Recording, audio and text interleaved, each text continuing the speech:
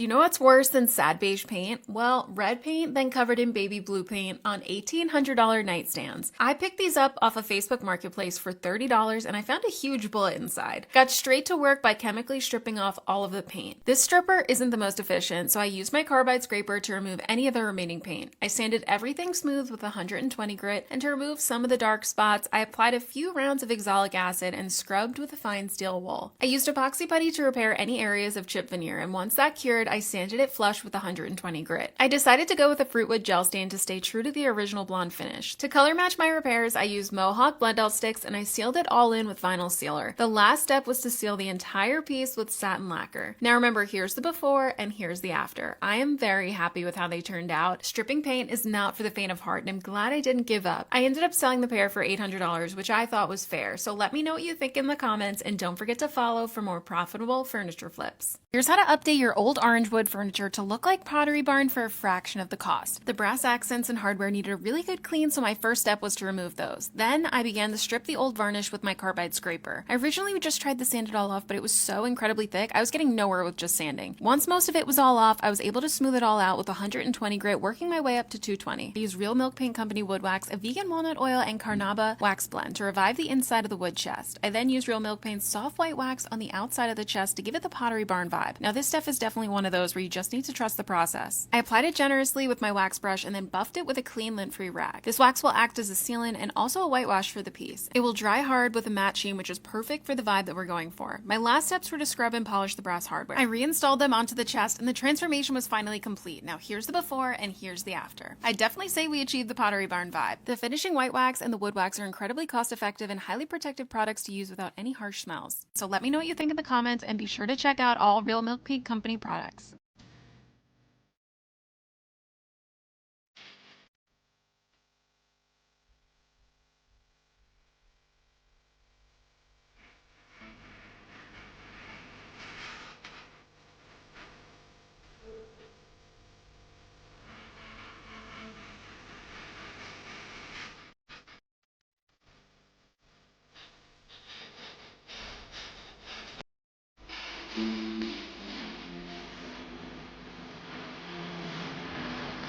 Allow me to reintroduce myself. My name is...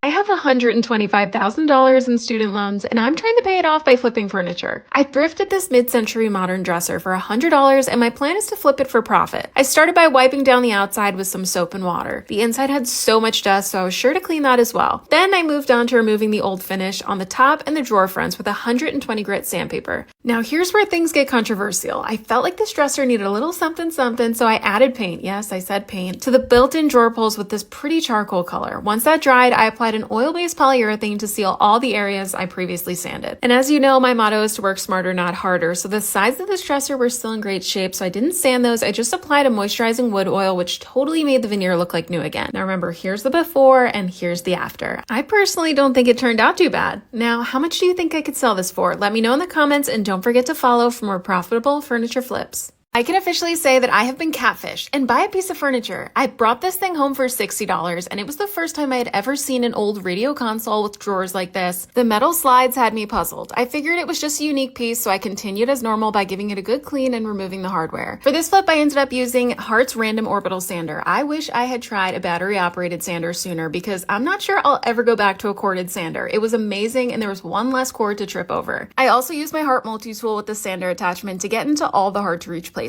And for a stain, I applied one coat of this raw umber glaze and wiped off any excess. I was so confused because the stain took so much nicer on the top versus the drawers, and that's when it all clicked. This piece used to have a TV in it, like this one right here. So someone must have taken out the TV and installed these DIY plywood beadboard drawers. Kind of genius. Once I applied a few coats of wipe-on poly, the transformation was complete. Now here's the before and here's the after. I personally love the contrast. If I had to do it over, I'd probably put some walnut veneer on the drawers to have it exactly match the top, but overall I think it looks pretty good. Now I just need to figure out how to get the stereo to work, but that's a problem for another day, so be sure to check the caption for all the step-by-step details. I somehow paid $20 for a pair of $2,600 chairs at the wildest estate sale I had ever been to. I spotted this chair on top of a workbench and I recognized the chrome immediately. They turned out to be Milo Bauman chairs from the 1970s, like this guy was a pioneer of modern design. We took them apart and somehow managed to fit them in our car, but my next step was to clean them because wow, they were gross. I used my Hart cordless spot cleaner, which I always keep in my car for emergencies, so I knew it would be perfect for cleaning these neglected dirt-covered chairs, and I was right. Just wait until you see how black the water was. But I made sure to keep cleaning until the water ran clear. To clean the chrome, I used very fine steel wool and a diluted vinegar solution, which worked like a charm. I screwed the seats back in with my 4V Hart screwdriver, and the satisfying clean was complete. Now remember, here's the before and here's the after. This was such a fun flip, and I am so happy with how they turned out. They're still 50-year-old chairs, so I do think there may be a reupholstery in their future, but in the meantime, I think I'm going to try and find a buyer who wants them with the original fabric. Now let me know in the comments, how much should I list them for?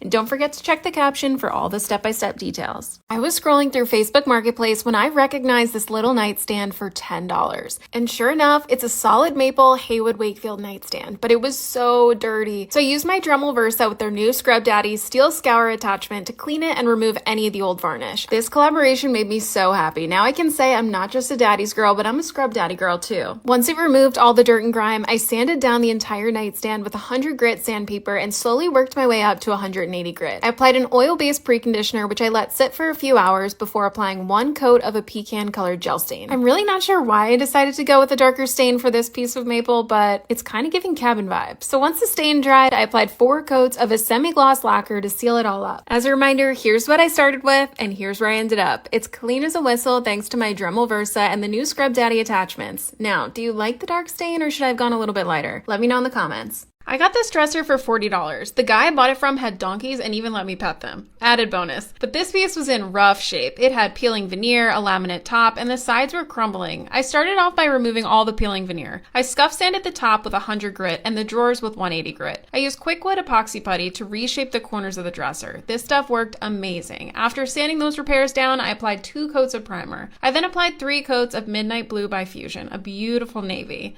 Thankfully, the drawers had walnut veneer, so I was able to save those with a little bit of walrus oil. Here is the final product. I really like the way it came out. I also like that this flip only took me 24 hours. I probably won't price this one very high because it's laminate and doesn't have a maker's mark,